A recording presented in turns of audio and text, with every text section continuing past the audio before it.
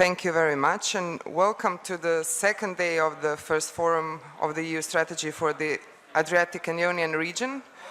Hopefully this morning's 3 parallel sessions went well. We'll hear at 1 o'clock what are their conclusions, but before that I think we will have great and fruitful second plenary session, which is called Unlocking the Potential of the Adriatic and Ionian Region, the Added Value of Multi-Level Governance. Before that, I have to repeat once again, if you can please switch off your mobile phones. Hashtag for our Twitter account. There will be, again, I think, some very important quotes from the discussion today. And of course, you have your translation devices into languages, English and Croatian. I'm very happy that our second plenary session of the forum will be chaired by Ms. Lena Andersson-Pench. Okay, I'm right, I always forget that. The director from DG for Regional and Urban Policy for at the European Commission. So I please ask Lena to give us a short introduction, and then we will continue. Thank you.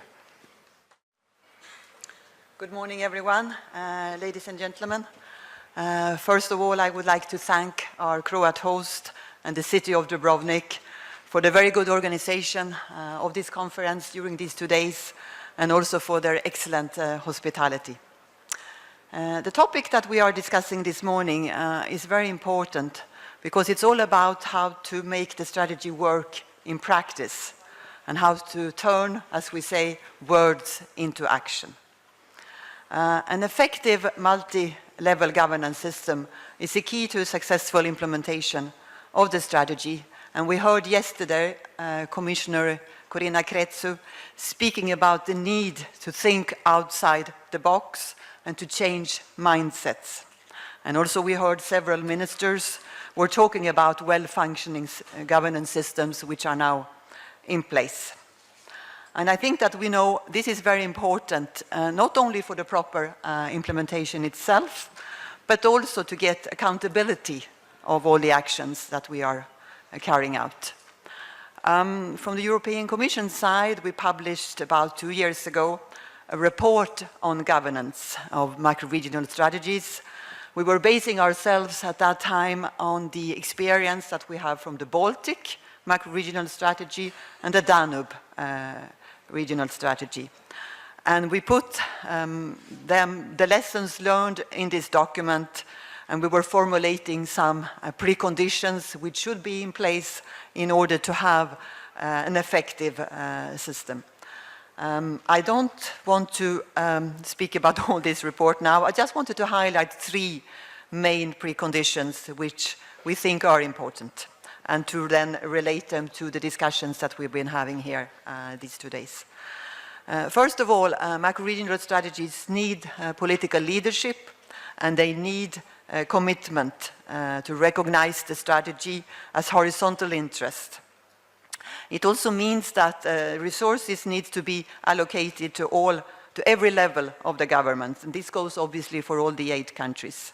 And this means to have decision makers position actions and programs and projects in a geographical context which goes beyond the normal territorial units, which reaches out across the borders.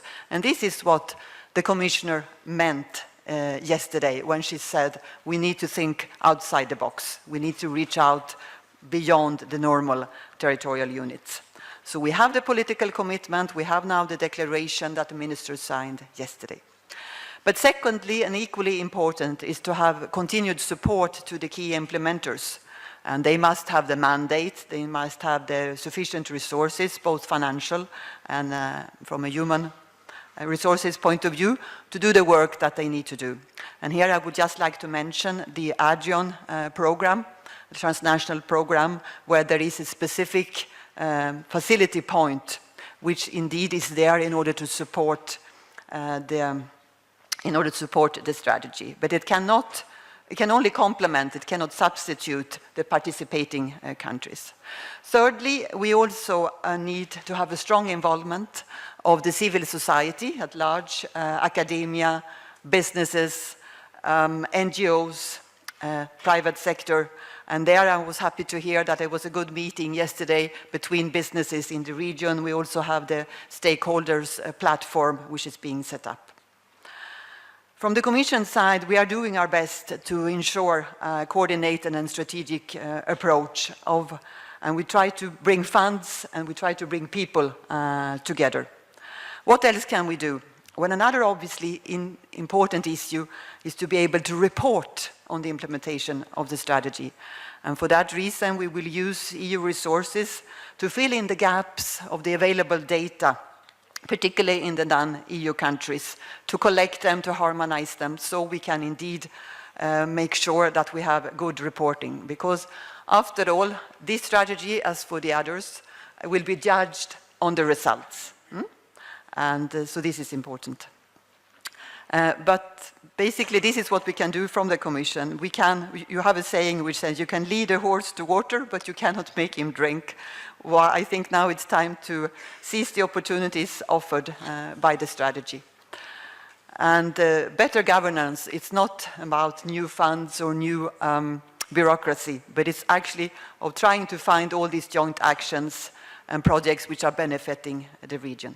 I'm very much looking forward to the debate this morning, and I would look very much to hear from our experts about how we can ensure good results.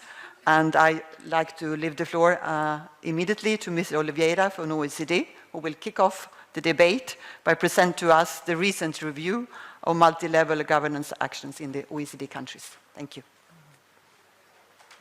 So our scene setter will be Mr. Joaquim Oliveira Martins, Head of Regional Development Policy Division, Directorate of Public Governance and Territorial Development at OECD. Thank you very much. Good morning. I'm really very pleased to be here and this great opportunity to present OECD work on multi-level governance. I will present, what the OECD is doing in this area with sort of a view of actually providing some concrete examples on how we could move from this concept of multi-level governance that sometimes could be a bit qualitative, descriptive, sometimes even some people think could be a bit fuzzy, to something which really can be measured and can be monitored and evaluated. So why multi-level governance generates value added? Multi-level governance has many dimensions, can be, horizontal relations across municipalities, can be things like involvement of stakeholders, private sector, civil society. But one of the main dimensions of multi-level governance is this idea of aligning policies across levels of government. Our countries, our administrative political structures are constituted of several layers of government, and in particular central governments, regional state governments, municipalities, city governments need to align in terms of their policies. So is there a value added generated by this alignment? Well, when you look at the relation between the level of decentralization across OECD countries and the kind of the stage of development measured very simply just by the gap between a country, given country, and the GDP per capita in the US, which still, in the OECD considered sort of a frontier.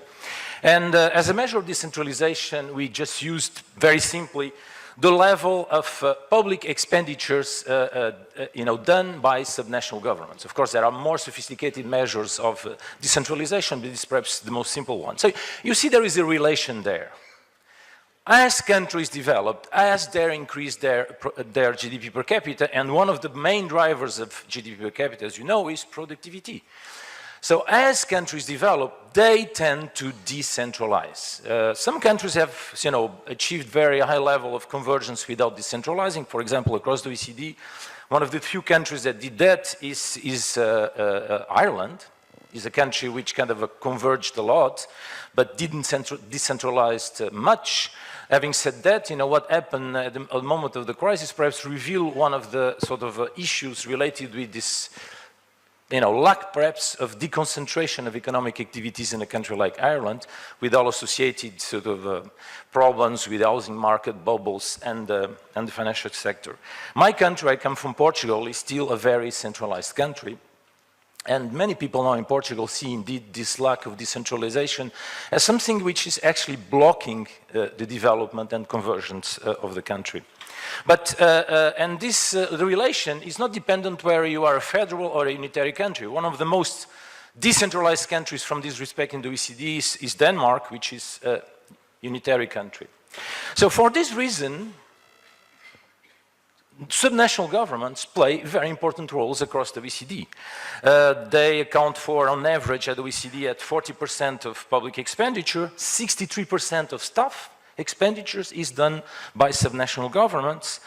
Public procurement, half of all public procurement in the OECD is done by cities, regional governments. Investment, public investment is something done at the subnational level, 60% on average.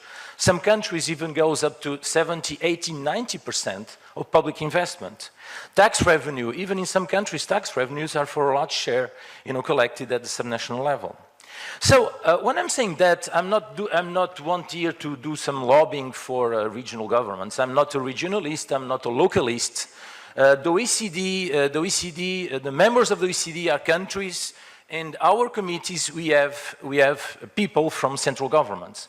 What you are saying here is that there is perhaps a missing link in terms of policy when policies are not very well aligned across levels of government. And pretty much in the same way that governments recognize that they needed to have sectoral policies, they probably will gain in terms of effectiveness of their policies if they adopt this territorial approach. And when you focus on decentralization, we're not focusing on autonomy, we're focusing always on partnership across levels of government.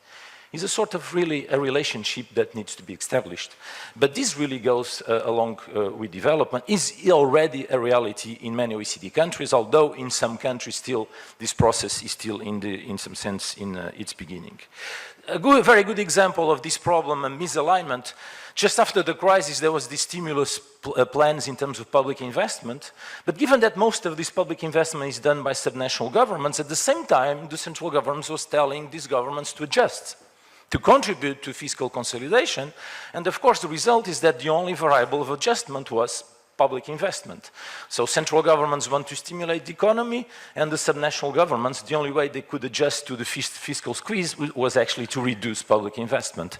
And this is the result, what happened just after the crisis. Among all the items of subnational government finances, the investment part was the one that really collapsed after the crisis. So all this to say that, yes, there are benefits, there are value added about this multi-level governance, in particular in terms of alignment of policies across levels of government. Now, let's talk about policies. When you talk about multi-level governance, you are talking about what? We are talking mainly about three different things. One first thing, which is the most obvious, of course, is what we call territorial policies. Merging of municipalities, having a better organization of metropolitan areas. So all these territorial reforms is one of the main pillars of this multi-level governance framework. Sometimes the reforms cost a lot of political capital, are difficult to undertake, but this is indeed a pillar that is going on in many countries, in France, in Italy, etc. Another pillar is the institutional reform, so how you devolve, how you organize powers, you devolve responsibility and resources across levels of government, of course including a very important fiscal component. And the third pillar is really about public management. In many countries, the reform of state should go along a process of multi-level governance reform.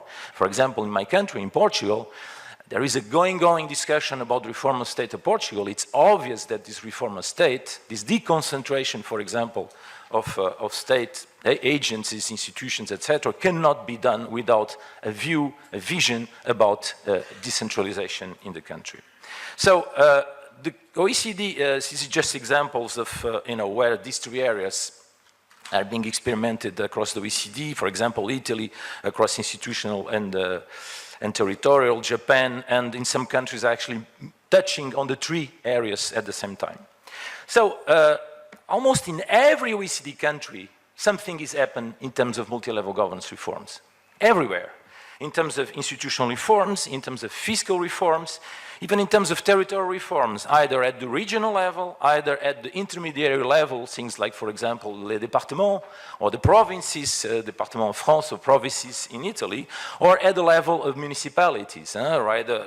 These reforms in order to have a right scale for governing metropolitan areas, merging of municipalities, or cooperation of municipalities, supra-municipal cooperation. So this is now something which is really pervasive. Almost OECD country is now recognizing the importance of these reforms. So, for example, in the area of metropolitan areas, this is an area that has been sort of looked a bit at the OECD, because, of course, cities are natural magnets of growth and productivity. It's something which is not very difficult to convince the Minister of Finance that this is important, right? Sometimes it's more difficult to convince that regional development, etc., rural development is important, but cities are kind of obvious cases. And cities in many countries are not governed, administrative, managed at the right scale. Only around 2/3 of OECD countries have metropolitan authorities for dealing, for example, with transportation, special planning, etc. But actually in few countries, these metropolitan authorities are really a power in terms of managing the city at the right scale, which is, for example, obvious in the question of transportation, right? I don't have, I think, to go very long on this. So, for example, and this is really where I want to show that this is not really a qualitative statement, it's something that for which we did empirical work, and we showed that there is a relation, for example, on this fragmented governance at the metropolitan area and the capacity of a city to generate agglomeration and productivity. So cities that are more fragmented generate, ceteris paribus, less productivity. Cities that are more fragmented are also less inclusive, which is interesting. So productivity, inclusiveness, it's a way of talking between governance and inclusive growth at the level of cities. So another area, for example, where we experimented these governance arrangements is the relation between rural and urban areas. And we analyze several governance models that enable, in some sense, to deal with this difficult partnership between two different types of entities. So what are the OECD tools, to equip countries to do these multi-level governance reforms? The first tool that we have is actually what we call the OECD recommendation on effective public investment across levels of government. As you know, the OECD is an institution that produces soft law, OECD instruments, but so this was approved by the OECD Council in 2014. Believe me or not, up to 2014, there was not a single OECD instrument, soft law instrument, and there was more than, I think, 120 or 40 of these instruments that was dealing explicitly with subnational governments. So all the policies that we saw that are so related with activities of subnational governments, and we are talking about these policies without actually having a concern about, is this coordinated? Are these governments equipped with the capacities to undertake this policy? Are the frameworks in terms of integrity, budgets, planning, etc., in place in order to allow for this good governance of public investment? So this is what these principles approved by the OECD Council say. There are 12 principles. And on the basis of these principles, for example, we can say things about capacity. And for example, we can from these principles have a reflection on what kind of capacities. So capacities for what? For example, in the EUSAIR strategy, for example, at the national and subnational government level, what kind of capacities are needed to put in place in order to deal in an effective way with this multi-level governance? So one obvious thing, of course, is the coordination across sectors. Are the ministries talking to each other? In many countries, difficult question.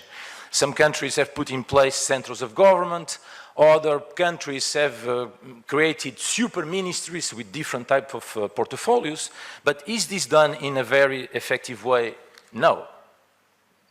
In my country, for example, the rural policy with the Minister of Agriculture, the urban policy with the Minister of Environment, then there was another ministry dealing with the local authorities. There is not an integration of all these policies, even in the realm of regional policy only, not talking about all other kinds of policies. So also the involvement of subnational government, civil society, and private sectors. Our principles talk a lot about this, linkages with the private sector. Yesterday there was a vibrant, plaidoyer for the inclusion of the private sector. These principles recognize that, assess the needs of the macro region, identify investment priorities and risks, the alignment of existing programs, avoid duplication. So these are issues that are important for establish a multi-level governance framework at the level of national and subnational governments, and for that you need to create capacities. At the level of the macro-regional level, you also need to build credible governance mechanisms to develop and implement the strategy, ensure political support, connect the strategy with existing programs, funding, use the strategy as a catalyst to foster coordination, communication, learn from other macro-regional programs. There is a lot of peer learning from Danube, from the Baltic program that still could be applied in this region. So for that, you need capacities. So we are on the basis of these principles for the governance of public investment, but really this is principles around even the governance of regional policy as a sort of in broad terms. So we are collecting data. We have created a website which is there at the OECD, so you can get there practical guidance for each of the 12 principles if really governments want to implement these principles. Country profiles, recent development, checklist, and sort of a lot of things that would enable this peer learning and capacity building. On the basis of that, we even try to go further and now create some kind of indicators on whether this coordination, this capacity is working or not. And for example, on the basis of different things that are in these 12 principles, we are now creating, indicators quantifying, these different dimensions across the OECD for each country, and this is a result for average of the OECD. So for example, you see that across the many dimensions of multi-level governance that are important, some appear on average for the OECD as problematic. For example, the issue of stable capital transfers over time, or the issue of multi-level dialogue. This is something that is missing in many countries, or coordination across sectors. As I said, in other areas there is much more of this sort of coordinating mechanisms already in place. And on the basis of that, we even dare to go further and create a composite indicator, which is in some sense the average of all these dimensions. And for example, so this is still really preliminary work, needs to be approved and discussed in our Regional Development Policy Committee, but this composite indicator on the existence of these coordination mechanisms correlates very well with an indicator that was done in a completely different setting by the World Economic Forum on the quality of infrastructure. So there is a possibility to relate these governance indicators to some of the outcomes in terms of investments and infrastructures. And my last slide, because I see that you start being very worried about timing, is that yes, there is a possibility for the OECD to cooperate with you in this sort of collective endeavor of this strategy. I think there are mainly two steps of this work. I think the OECD cannot work without data, without statistics, without evaluation. So the first step is really to have a diagnosis of the existence or not of these multi-level governance frameworks in each of the 8 countries. And of course, without this basis, the statistics for us is not possible to work. Sometimes our presentations are a bit boring because we are like that. We start with statistics and data. The step 2 then would be to have a methodology for the monitoring process and institutional and administration capacity building. And then at the end, of course, there would be a synthesis report. But I think the main output of all this, indeed, is this relationship. Is this, for example, when we have missions country by country, we bring peers from other OECD countries that could indeed transmit this experience on undertaking these reforms. And thank you so much. I hope I will not took too much of my time. Thank you. Thank you so much, Mr. Oliveira, for great scene setting. And we see that OECD has a lot of tools and analysis to help everyone in this area. So before we start our panel, unfortunately, one of the persons who had to have a keynote address here, Mr. Ivan Jakovčić, member of European Parliament, he's also a rapporteur for the European Parliament on the EU strategy for Adriatic Union initiative. He couldn't be here with us. So he sent us from the plenary from Strasbourg his short video message. It's in Croatian, so anyone who doesn't speak Croatian can put its headphones on. It's 5:40. And after that, I would ask Ms. Anderson to bring in our panelists, which I will introduce. So the message from Mr. Ivan Jakovčić.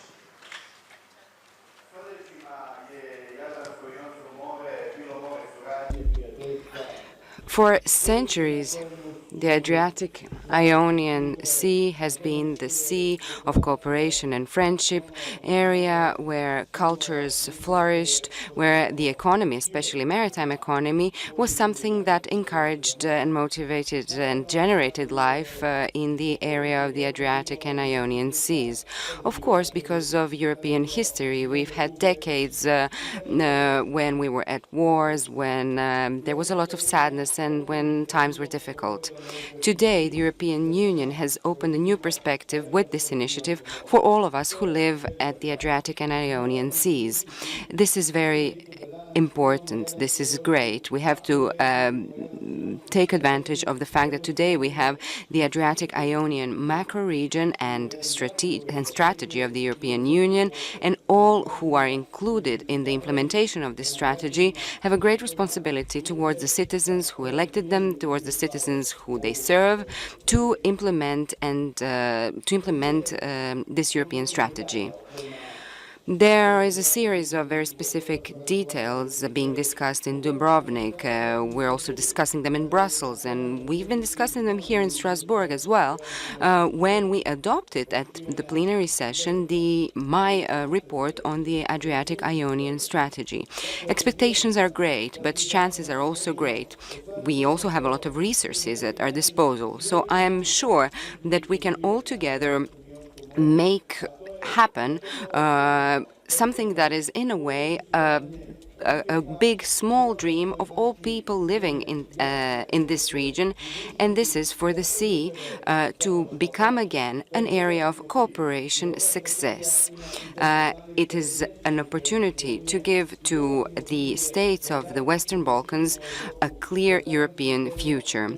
And this is an additional motive because this strategy includes both member and non-member states. What I also want to single out here are problems that we are facing, and therefore I would like to ask you to think, let's all think together, let's all think thoroughly about whether it is possible to make happen, to implement this Adriatic Ionian strategy without thoroughly changing some of the decisions of the European Union, because it is clear that for macro-regional strategies, we won't have additional legislation, pieces of legislation, or additional new structures, nor new additional funds. I can understand that it is wise to create synergies between different financial tools that we now have at our disposal. I can also understand that we don't need new laws because we have a lot of laws to implement different macro strategies of the EU. But I want to ask one question to all of you. Let's all think about the following. Who will be the owner of each macro strategy? Which will be the structure to govern this strategy? Will it be the European Commission or the European Parliament? Will the member states manage this strategy? Who will manage this strategy? I think that in this segment there is too much improvisation, too much is on a voluntary basis, and there are too many things left to happen on their own. We have the strategy, and now we have some guidelines, we have some paths we need to take, and the strategy will be implemented. However, I believe that something is crucial. We need one or two high-quality creative persons that will take care of the implementation of the strategy, and the implementation can be financed from different sources, but I'm sure that what we lack now is clear leadership. We also need unity between member states and candidate countries that are a part of this strategy, but we also need unity between that will become one of a common structure, and for this we need good coordination between the Commission, the Parliament, member states, but also local and regional governments and structures of governance. Without the local and regional level, we cannot have a good quality strategy, and we cannot implement it. I wish to all of you to spend nice time in Dubrovnik, and I'm really sad that I'm not there with you, because I was actually one of the people who participated in the launching of the Adriatic Euro region, and then later I presented it in Brussels. Then also in the Committee of the Regions I presented and initiated the adoption of the Adriatic Ionian strategy. And of course, I'm really sad not to be there in Dubrovnik with you, but I did want to share with you the joy of this first forum of the Adriatic Ionian strategy. Thank you very much. These were words of Mr. Ivan Jakovčić. I'm calling our dear chair, Lena Anderson-Penč, to bring in her today's panelist on our second plenary, Mr. Nikola Dobroslavić, head of Dubrovnik-Neretva Council, here as a representative of the Committee of the Regions. Welcome. Ms. Andrea Jerina, macro-regions coordinator at the Ministry of Foreign Affairs from Slovenia, which is a member of 3 macro-regional strategies, so a lot of experience. Mr. Goran Svilanović, Secretary General of Regional Cooperation Council, welcome. And Ms. Eleni Marianu, Secretary General, Conference of Peripheral and Maritime Regions, welcome to you. Lena will have around 30 minutes for the panel and debate. Unfortunately, her and Ms. Marianu had to leave at 1:45. And if we will have more questions, I will take over when they leave for the 3 panelists left. So have a nice debate. Ivana, and very welcome all to the panelists. Actually, after listening to the 2 presentations, the 2 interventions now, I think we have got a lot of good ideas. There has also been quite some questions.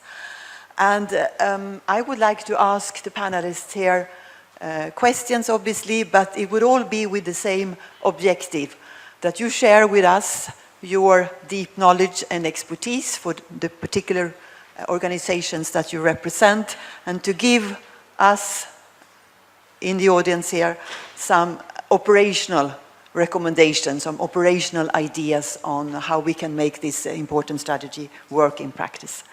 And I would like to start then with Mr. Dobroslavić, who is the governor of Dubrovnik-Neretva County Council. You spoke yesterday. Now I'm addressing you as a member of the Committee of the Regions, which has been for many years a great supporter of the strategies, and also an organization which likes very much to participate in formulating EU policies and wants also to have the regional dimension very much pronounced. So I would like to ask you what you make of all these principles. How can we actually implement the strategy in a very, very operational way? Your experience, please. Thank you, Lena. Thank you for the possibility of participation in this panel and the possibility to deliver the message of the European Committee of the Regions. I would like to concentrate on 2 key issues from the question. The support of the Commission of the Regions for this macro-regional strategy and the need to implement it in a system of multi-level governance. The Committee of the Regions supports strongly the macro-regional strategies. We believe that the EU policies have to be adapted to the territories. The Committee of the Regions have been the main initiator of the EUSAIR since 2010, with 2 opinions drafted by Mr. Gian Mario Spacca in 2011 and 2014.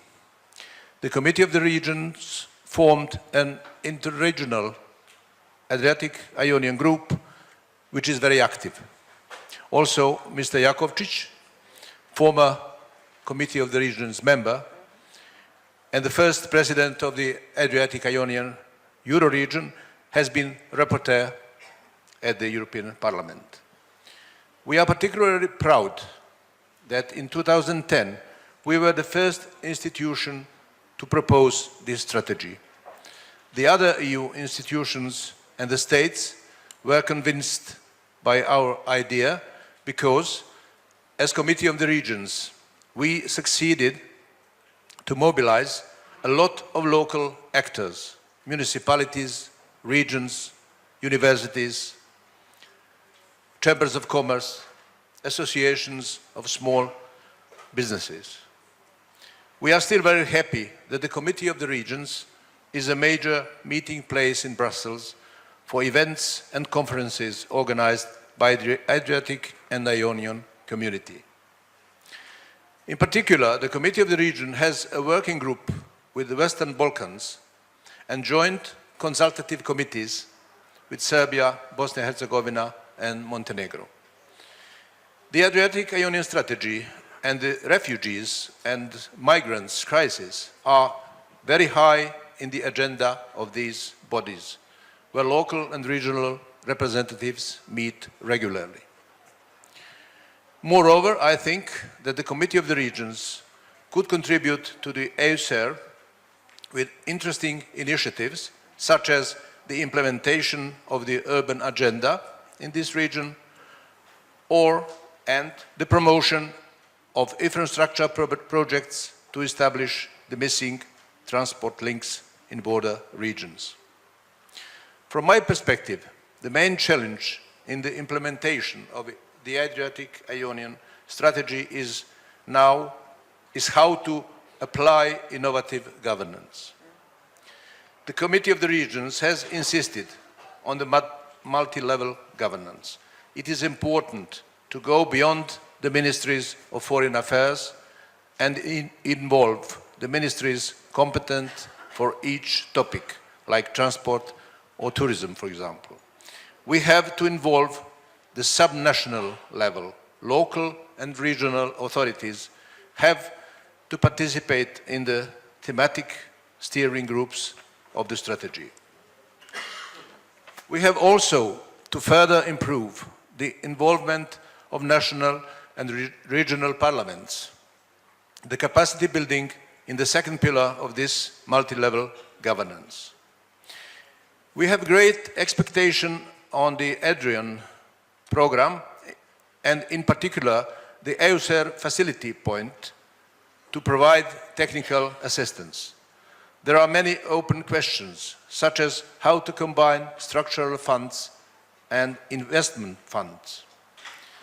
Beyond finance, our administrations must be performant if we want to tackle the challenges of economic development, sustainability, public services, democracy and human rights.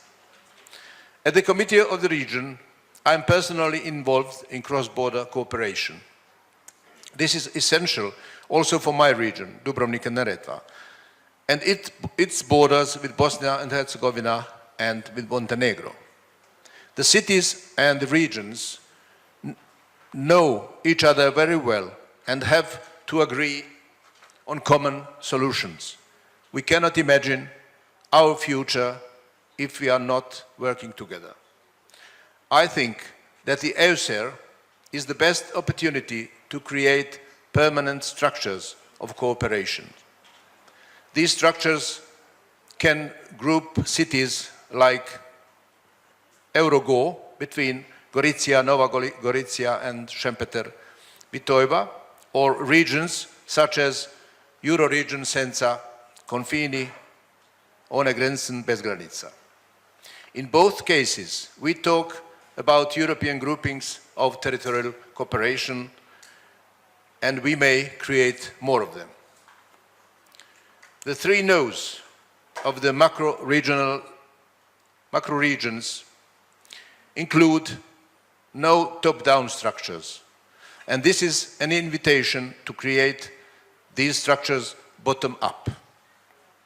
I think we should promote permanent platform of cooperation and networks of cities, ports, universities, research centers, cross-border tourism strategies, natural areas, or river basins.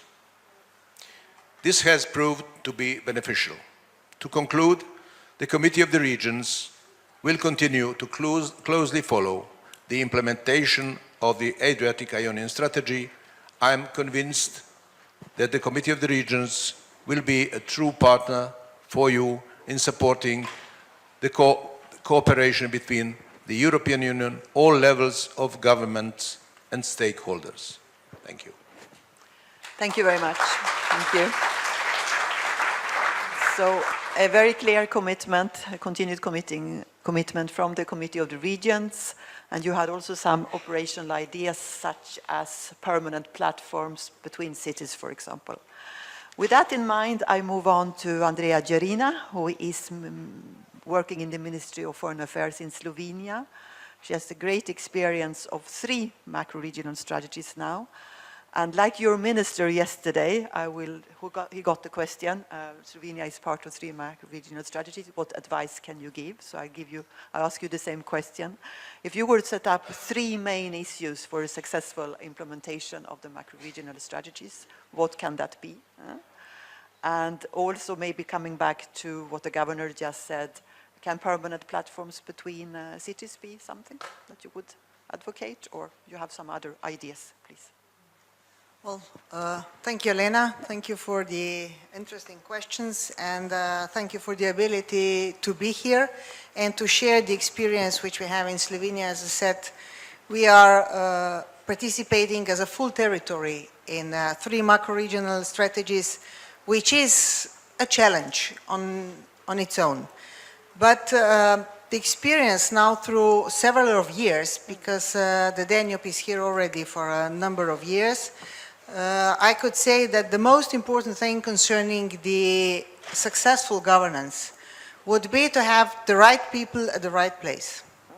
Saying right people at the right place, I mean, particularly I'm referring to the implementation structure. That would be in the terms of the Adriatic-Ionian, the thematic steering groups, in Danube, the priority actions, and in the Alpine, the action groups. So 3 times we call the same kind of a structure with the 3 different names, which is not adding to the transparency of the system, and we are all the time advocating to try to call the same kind of the activities with the same names so that the stakeholders, the outside community, would understand what we are doing.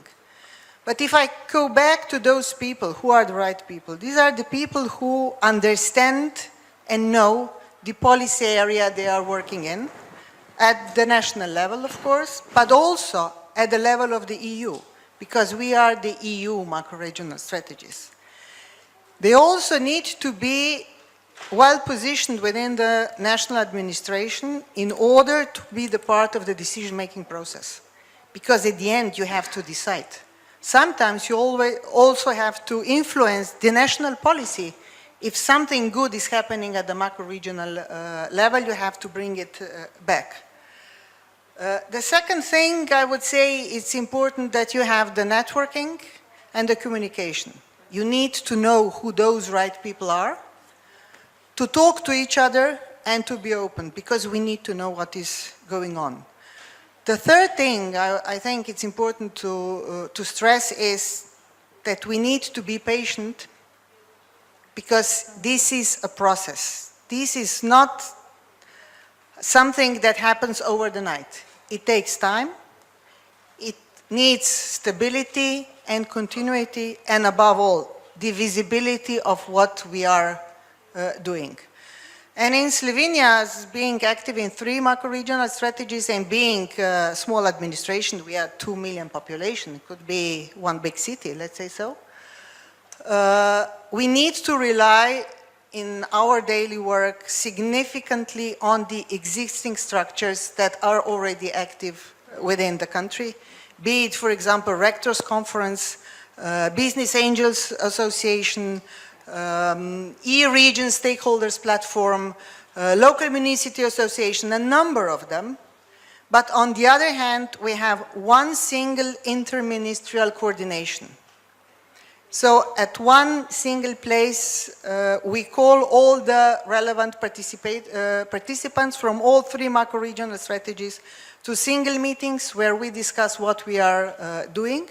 We always invite the managing authorities there, so people responsible for different financial sources, national, EU, and might be even some others, know what we are talking, what we are thinking, so immediately it's possible to have a contact and seeing whether there is a kind of interlink between those things. And another important thing which I would like to mention is that every year the government adopts the report. We report to our government what we are trying to do and what we have accomplished within all the 3 macro-regional strategies, what kind of activities, and who is the one who to perform the activity. We have just adopted it, the annual report, I think 2 weeks ago or something like this, and then we present that report to the Parliament. And in a parliamentarian hearing, this is the public event. So we try to be as transparent as possible in doing that. And also, as a national coordinator, we try together with all our right people participating in the implementation structure to organize a number of the events together with all level of governments, civil society, and all interested stakeholders to talk over the possibilities of actions in a synergetic manner. As already Minister has announced yesterday, the invitation to a macro-regional week in Slovenia at the end of September. There we will try to, together with our pillar coordinator, EUSAIR from the environment, our coordinators in the environmental field in the Alpine strategy, to bring together number of people from the wider region. And if I'm saying wider region, I'm meaning the Danube, the Adriatic Ionian, the Alpine, to build on good practices and concrete measures how we can learn from each other, how we can join forces, because a number of activities that we have launched within the Adriatic Ionian could be very simply transferred and upgraded in the Danube or Adrian or Alpine or something like this. And referring to the permanent platform, yes, it is important. We need to share our views, our ideas, our experiences on a permanent basis. This is an open process. Thank you. Thank you very much. Lots of operational ideas there as well. Thank you very much for that. Also, when it comes to accountability, report by the government, presented to the Parliament, and networking and communication, obviously. Thank you for that.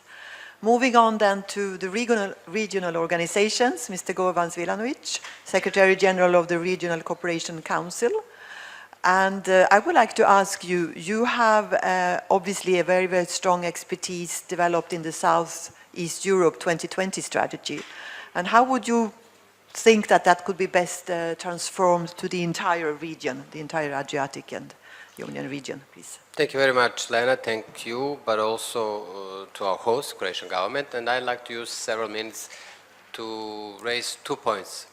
One is the structure and the process. How do we implement the strategy? How did we get there?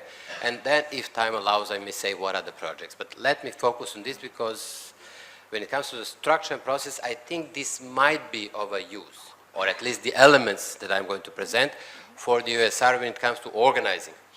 First, the ESI 2020 strategy is actually a result of the 2 years' work with the ministers of economy in the region. And it brings together 6 succession economies plus Croatia, because at that time Croatia was not yet in the EU, but now we work with all 7 together. They have agreed after 2 years on 11 targets, very clearly defined, related to GDP growth, trade, budgetary deficits, employment. Therefore, the strategy is actually called Jobs and Growth in European Perspective. In November 2013, they have agreed. The baseline is 2010, so we've started with the figures 2010 and we look at 2020. Then, we have established the programming committee. We invite NIPACs, meaning the national IPA coordinators, as gods of the EU money on the national level, and those tasked to do the intra-governmental coordination when it comes to the development and the EU support to IPA. The programming committee approves the concrete projects. So we in the RCC, together with 15 regional organizations, we prepare the concrete projects, but they need to approve. Once approved, we start implementing either ourselves or we do it with our partners, regional organizations. Then we have the monitoring committee. The monitoring committee brings together national statistical offices and Eurostat, and we need to harmonize. You know that statistics is part of the acquis. Therefore, in this process, we're also harmonizing the national statistics, because eventually we are dealing with the data. The quantitative monitoring is done based on what we get from the countries. Therefore, we need to make sure that we can compare the data. As part of our monitoring process, we have also established the perception-based monitoring, meaning we do the Balkan barometer, very much similar, and the methodology is the same as Eurobarometer, but there is a gap, and we are the gap. We fill the gap with the Balkan barometer. We actually do the 2 elements. It's a survey of what do people think, how do they see the progress, and then we compare with the hard data, but also with the business community. So we have a separately what the business community see in the process and how they are plugged in. So this is how we monitor the implementation of the strategy, and you can find it all on our web, rcc.int. Now we have developed something which is called SE. Then it is methodology which presents what exactly is happening, where we are now, what are the data, and what do people think. In parallel, you can find all of this. Then, since there is a need of money, we've discussed money a lot here, and we have realized that there is a need to coordinate the donor community. Therefore, on an annual basis, we bring 150 people in Sarajevo, usually in Sarajevo. In February, we just did it. And there, we bring the representatives of the governments, but also the EU, then the EU member states, the non-EU member states, the national development agencies, everyone who is putting any money in the region, we bring together and then we discuss, because we don't want to be driven by the donors. And on the other hand, we need really to provide the room for the national representatives to say what they need in which of the areas. Now we have established something we call Southeast Europe Donor Assistance Database. You will find on our site, so you can see as of end of June, it will be on the site, who is putting money into what and how much money there is. Eventually, so now we have programming committee, monitoring committee, we have donor coordination meeting, so it happens every year.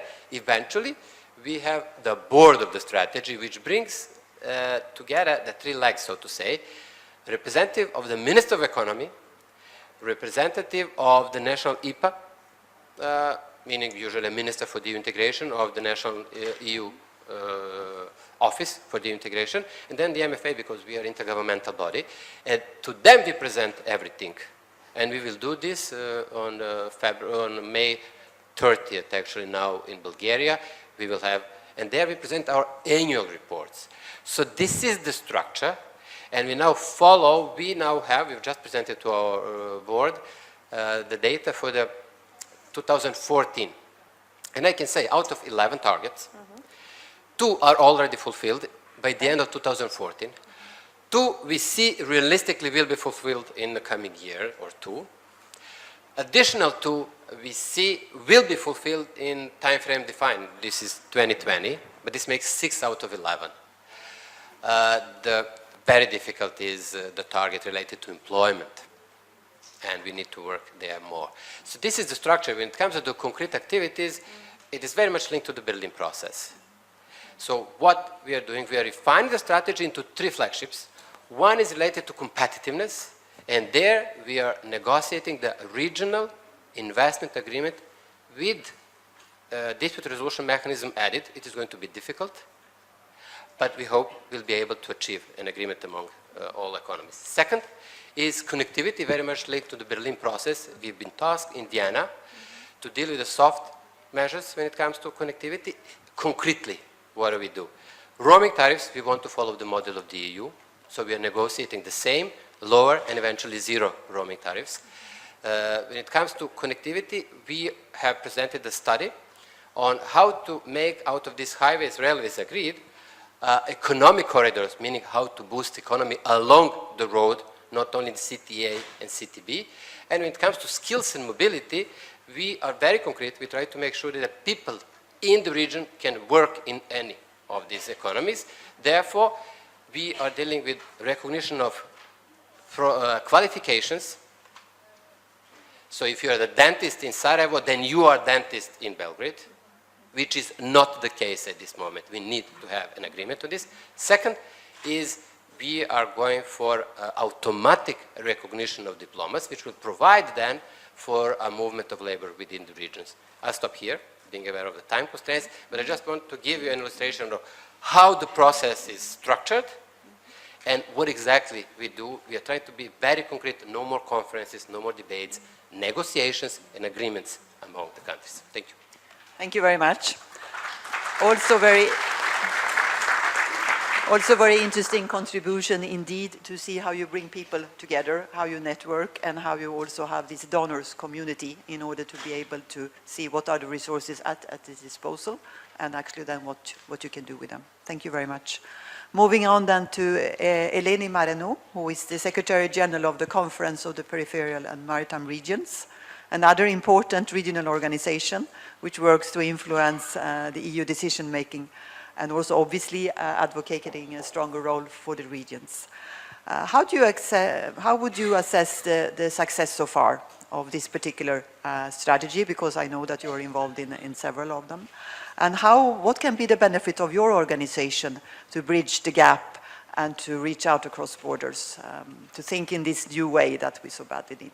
Please. Okay. Thank you, Lena. I was not going to make a propaganda, but you're really asking me for it. Just to explain, because we all speak about, with this acronym, right, CPMR. So it's the Conference of Peripheral Maritime Regions. We represent 160 maritime or peripheral regions in Europe and beyond. It's like the Council of Europe membership as such, and it's 200 million inhabitants. So we are created by grassroots. We're created by the regions themselves 40 years ago. So it's one of the oldest, even older than the Committee of the Regions that we helped create as such at the time of the Maastricht Treaty. So it's the specificity about the organization. It already says a lot about our role and what we want to do with the macro-regional strategies, because we are subdivided. We work on geographical commissions. So before we had macro-regional strategies, before the member states, they asked for it, our regions created CPMR in macro-regional fashion, which is quite amazing, really, because we have the Baltic Sea Commission, the Mediterranean Commission with an Adriatic Task Force, we have the Atlantic Commission, we have the North Sea Commission, so we have the whole macro-region as such, even beyond, because we also try to work, of course, on the Black Sea. We have a Black Sea Commission. So the structure itself is very much on a macro-regional basis. So the added value was something that regions themselves felt the need to address the policy issues at a macro-regional scale. And that says already a lot about the governance. Before going into the kind of the importance of the multi-level governance, I think the governance issue has been discussed in all of the workshops this morning and all of the conferences and the ministers' meeting yesterday, because it's a lot of issues attached to this governance bit. I would say it's the inclusiveness of all actors, public, private. We had the B2B meeting earlier on, so it's really something which is inclusive, bring together all the key actors that you said before. It's about cooperation and cross-cutting themes. So it's different topics together. We have had different departments of the European Commission in different sectors, from the maritime, from the economic, the environment, all those sectors are part of the governance. It's about synergies. Public money is scarce, so we need synergies of funding, and we're trying to do a lot of work on the donors association, etc. We try to coordinate all the funding possibilities so that the regional projects can really be attached to the strategy and funded by the appropriate funding, and not the other way around. Not there is the funding and we submit. We have an idea and we get the funding. And that's important, because then you follow the strategy. You don't follow the funding streams. The governance is about harmonization. I heard this also in the workshops today. Harmonizations of different ways of working, of different rules that exist. How to make our lives easier. We need to harmonize that to again meet the purpose rather than the other way around. Yeah? And then it's about smoothness of bottlenecks, and they're still there. So governance is all of that. It's a way of being effective, of being efficient, and we can do it with these various ways. And definitely the multi-level governance we discussed, and the OECD has said all the very nice words. I'm not going to repeating what has been already made so clear. So definitely regions and local authorities definitely are the actors along with the member states and along with the private sector to deliver the goods. There's no way to do it otherwise. So this is really important. And I would say what you said, Lena, in the beginning about the ownership and about the way actually to have a political commitment.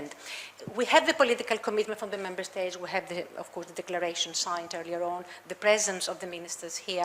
But I think it is also important that this political commitment is being made by regions themselves, not because I'm a regional organization that's supporting my members only, but because they have the legitimacy to actually appropriate the strategy and deliver the goods. And you need to really involve those that they can deliver the goods on the ground. Some regions, in some countries, they have competencies in all those sectors. So unless they are involved, it won't happen. So it's as simple as that. So we need to really not say because we are advocating for what we believe, it's really a necessity. Yeah? So this is important. And not only think of the regions when it comes down to actually funding the projects through their structural funds, please. Because I have the impression that we're coming like in the end as a funding, as a donor or something. It's really a political structure, isn't it, Governor, that really tries to do and invest. OECD said 90% of public investment in some countries is happening in the region. So are important actors and can deliver growth and jobs and can fulfill the strategy, the 2020 strategy and any other strategy. So I think it is important to actually make this sure, not only on the implementation, but also on the shaping and on the way to go forward. Okay? So I'm going to say a little bit about what you said in terms of how we can really have a way forward in all that, some sort of recommendations. Eleni, if you can do that in just a couple of minutes, because I would like also to open the floor for a couple of questions. So I skip one part and I go directly to the recommendation. So I think what it was said, the coordination of the tiers of governments that OECD proposed, definitely. Regional leadership, definitely. It's important. Benchmarking, you said it before, of good results and practices. We worked a lot on capitalization of projects, which means what has been good in methods and results and how can be imitated by others, important. Have a forum of ideas, it's not bad. I mean, the strategy bringing all these people together is not bad to have these types of forums and these types of discussions with all layers. Capacity building, not everybody knows how, so capacity building is important. It was mentioned flexibility or not to address emergency issues, like migration. Do we look at what we have in the program, or what do we adjust? And how do we do that? And the last is really Europe, the funding possibilities coming up to 2020 for negotiation. We are fully into this discussion ourselves in CPMR. So we are offering our services, of course, to our members, but to whoever wants to be involved, to actually see how this would look like in the future. What type of activities and what type of funding and what type of architecture would take place. A last word, I think it was said all over the conference, I think it's important to remember, Europe is a unique project. It's a unique project and is currently under threat. We have lots of difficulties in actually supporting. We are a pro-European organization supporting Europe. So I think it's important to remember that it's the forum that brings everybody together. So we need to go ahead and we need to really create a new narrative. about why European solutions are the only possible solutions to get us out of the crisis. Thank you. Thank you very much.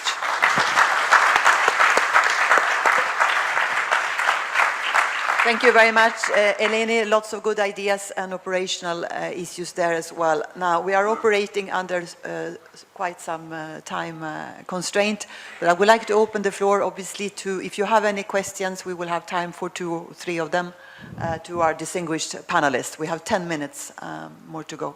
Please. Microphones, please. I would just like to bring in Mr. Martins also on the floor, and I would like to ask, because Ms. Mariano and Len Anderson have to leave in 10 minutes, others can be here for 5 to 7 longer to answer the questions. Just to, if you have a first focus on question for Ms. Mariano, please do. And these are 2 young men with microphones. Thank you. Thank you, Madam. I would like, as chair or coordinator of thematic steering group quality of environment, ask you, after very fruitful discussion today, yesterday and today, it's one central issue for all of us in the, let's say, group. We are talking about regional approach implementing by the mechanism of marine spatial planning and integrated coastal zone management, addressing the sea-coast interface. This is very, I would say, comprehensive approach, and of course need a lot of stakeholders to be involved. The question is, who will do the job to educate the, let's say, civil servants for this very, I would say, comprehensive approach, which is, of course, it's needed. We all agree it's way out of the conflicts, but who will do the job to educate the, let's say, population of public institutions to really accelerate the process? This we recognize as an The question is to whom you have a specific person for all. to answer? Who wants to answer it? We have any volunteers who would like to answer? No? Adriano? Yes, yeah, please. I tried not to answer, not to look like, let's say, a Slovenian debate. But nevertheless, I think if with any action group or objective coordination, a gap is identified, it is extremely important that this gap is communicated to all involved in the structure who could address the issue. This is not one single answer, because we have no one single institution that will get together all the public employees or civil servants in one area and educate. It's important that we know that there is a missing thing, and to develop, most probably in a common manner, the solutions, how this education process has to be implemented, and then to involve all those who are actually in the business of the institution building. That could be said from my side, if there is anybody else. We have a question, gentleman in the first row, and then you're the second one.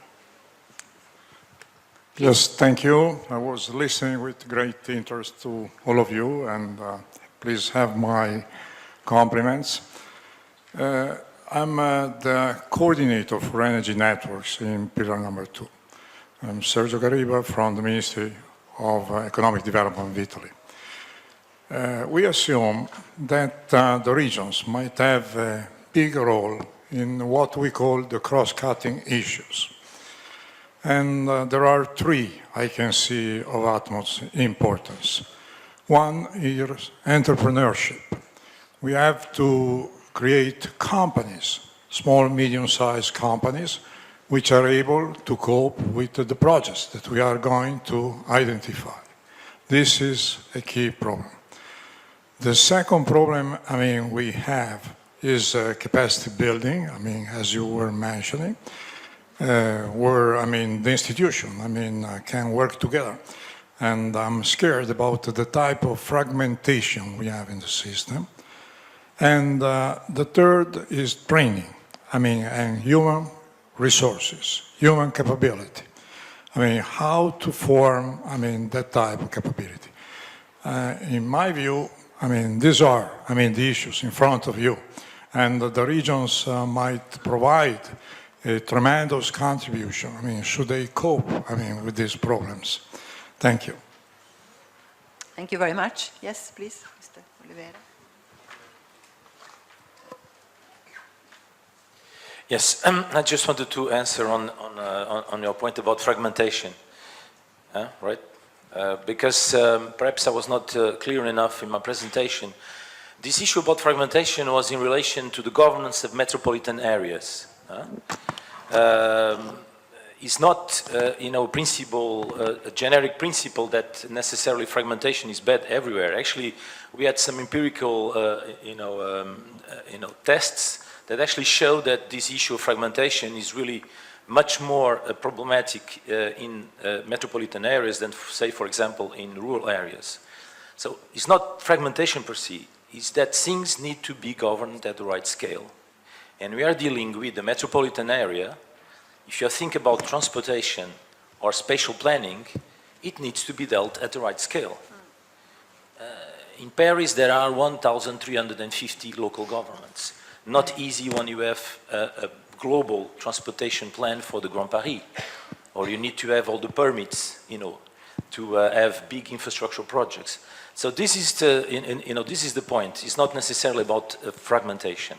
And your point about entrepreneurship, again, I think it's a very important one. But again, a lot of these policies are indeed policies that need this extra mile in terms of alignment across levels of government. Even in a country like the US, you know that the other day the OECD organized a conference about productivity, and there was a researcher from the US saying actually 70% of the entrepreneurs in the US actually create their companies in the place where they were born. I would like to thank Ms. Anderson and Ms. Mariano for their being here, because they have a catch the plane. We have, I think, 10 more minutes because we are just moving from one session to another. We have also Mr. Slivanovic, who will also leave, as a matter of fact. We have one more question there. Yeah, so we will see. But you can, because you have to go, you can leave because you don't want to miss the plane, so others who are left can take the question. We don't want to lose this opportunity, so if it's okay. Ugo Poli.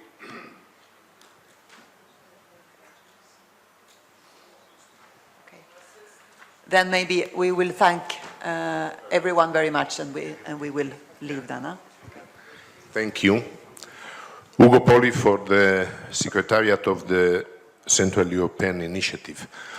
I would like to prize the interesting presentation of the governing architecture of SEE's 2020 strategy. A few weeks ago, Secretary General Svilanovic stressed the importance of leveraging on the macro-regional strategies of Danube and the Adriatic Ionian regions to boost the implementation of SEE 2020. And this is also a dimension of all-inclusiveness for the support of accession countries in the Balkan region. I would like to ask you to elaborate further on this possible better coordination among the regional strategies overlapping in the area. Thank you. Thank you very much, Ugo. Thank you for the question. This is a well-funded question. I've been asked by the ministers from the region, foreign ministers quite often, to invest an effort in streamlining. And I'll be blunt, they are fed up of meeting each other every week. Once in CEI, another one in SCCP, another one in RCC, third time this strategy, fourth time will be another one. And they are really requiring from us Even Commissioner Hahn, I know in Vienna, it was in his talking points, but then he didn't say explicitly that he is requesting from me, but he said he is requesting to invest an effort in streamlining. We have done this indirectly. I gave you a figure, 15 regional organizations that we are dealing with. And there are many more in the region than 15. But we see them as regional dimension coordinators, so in our eyes, who is on the list we believe is relevant and has a specific knowledge that we do not have. Therefore, when it comes to energy, we rely on energy community. When it comes to trade, we rely on CEFTA. So we do not pretend that we have a knowledge in the areas in which we do not have. This is the way we have done our job, so to say. So we have an expert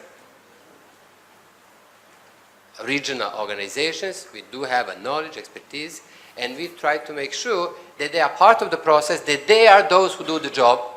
It's not RCC.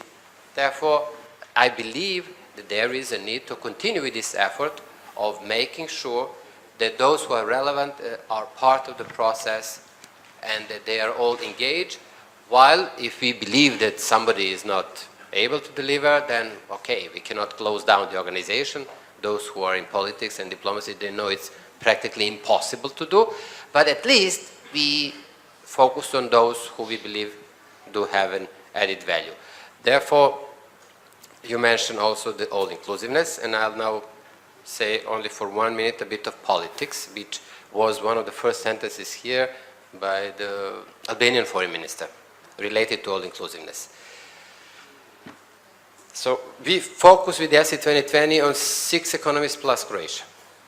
Although, when it comes to the Southeast European cooperation process, which is my political gods, 13 participants are there. We start with Turkey, Bulgaria, Romania, Moldova, Greece, and then Albania, and then what was the former Yugoslavia. These are the 13 altogether.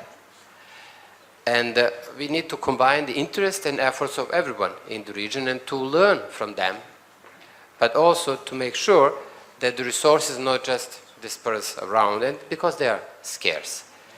And so I believe that the format I mentioned can help us bridge the gap which does exist when it comes to the 2 macro strategies. And I believe we are the ones who can bridge the gap, because those who we refer at as gap in either the Danube or Adriatic Union are participants of the RCC and are fully engaged with the RCC. Therefore, to this extent, we can engage on concrete projects developed within the strategy. We are also bringing those who are not necessarily formally part of the process. This is my answer to your question related to all-inclusiveness. Thank you. Thank you very much, Mr. Svilanovic. We have a last question. Yeah? Ladies and gentlemen, as the governor of the region of the Ionian Islands, I would like to highlight the importance of getting together in this forum in order to develop common position and priorities for the implementation of EUSAIR. We just have a time for a question. Thank you. Yes. Within a very fluid social, political and economic environment, with the European citizens suffering by austerity measures, our common effort through EUSAIR to implement a strategy at a macro-regional level and to maximize the effectiveness of relevant funding sources may only offer positive results in the development process of our regions. I would like to underline once again our commitment in the implementation process of EUSAIR based on inter-pillar approach at a macro-regional, national, and regional level. Okay, do you have a question for Mr. Martins, Ms. Jerina, or Mr. Dobroslavic? No. We need a question. Yes.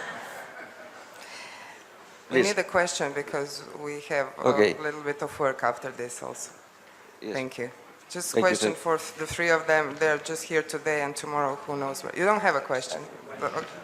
Okay, but just a question, and then we have 5 minutes, and then we can drive into the closing session. Thank you. It works.